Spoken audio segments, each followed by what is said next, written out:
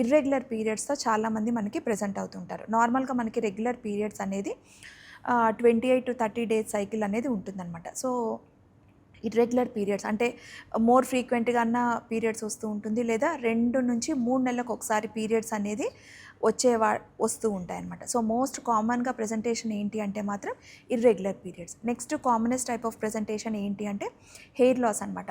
Hair లాస్తో రావచ్చు.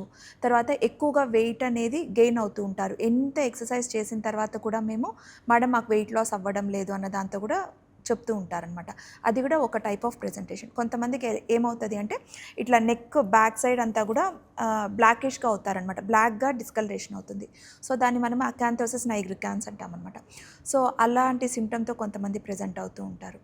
ఇంకొంతమంది ఎలాగంటే అబ్డామినల్ ఒబేసిటీ, అంటే పొట్ట మాత్రమే మనకి ఎక్కువగా పెరుగుతూ ఉండి ఎక్సెసివ్గా మనకి వెయిట్ గెయిన్ అనేది ఉంటుందన్నమాట. ఇంకొంతమంది ఎలా ప్రెజెంట్ అవుతారంటే అబ్నార్మల్గా ఎక్సెసివ్గా హెయిర్ గ్రోత్ అనేది మన బాడీ మీద చూస్తూ ఉంటాము.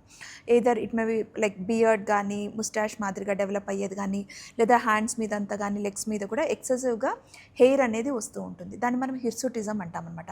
సో ఈ సింటమ్స్తో చాలామంది మనకి పాలిసిస్టిక్ ఒవేరియన్ డిసీజ్తో ప్రెజెంట్ అవుతూ ఉంటారు.